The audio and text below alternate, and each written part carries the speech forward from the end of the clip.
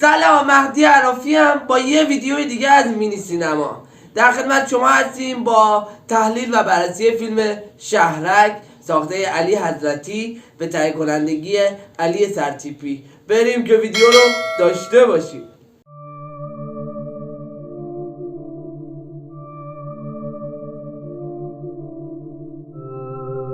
فیلم شهرک توی ایده پردازی اولیه، یعنی اون دو خط تابلاین فیلم نامه، چیز جذابیه و ایده جذابیه، ولی ایرانیزه نیست. یعنی زیاد به نظرم برای ایران جذاب نمیشه. وقتی میان توی سینمای دنیا، مثلا سینمای کره، میان فیلم بازی مرکب رو میسازن، یا همین جدیدن بازی مرگ که اینم حتما تحلیلشو میذارم میسازن، خب اون مخاطب پسنده.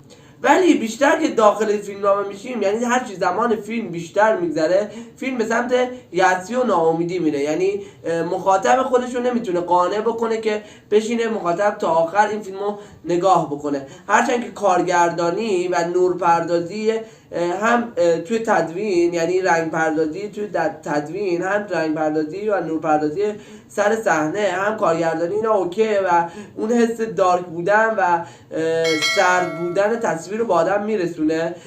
بازی ساعد سهیلی عالیه و قابل قبوله، اوکی همه چیز، ولی فیلم نامه قانع نمیکنه که بخوای فیلمو تا ته نگاه بکنی یا راضی بری از سینما بیرون، یا راضی فیلمو استوب بکنی، تیتراژو ببینی و فیلمو استوب بکنی.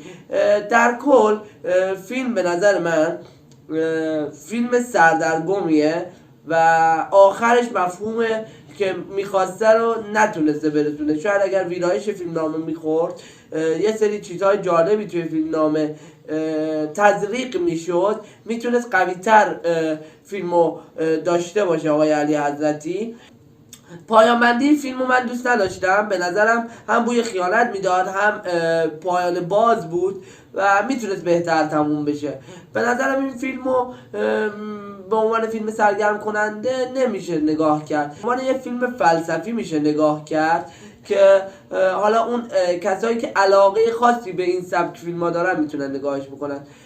هرچند که همه چی توی ساید خودش عالیه، ولی متاسفانه فیلم نامه یه مقدار ضربه زده، هرچند که ایده اولیه خیلی خوبه. فیلم 2 تا نامزدی هم داره، جلوه های ویژه بصری و بهترین فیلم برداری و بهترین تدوین. ببخشید 3 تا نامزدی هم داشت توی جشنواره فجر 41 فکر میکنم یا 40 و حقشون هم بود. خدایی هم تصویر خوب بود، هم تدوین و هم جلوه های ویژه بصری.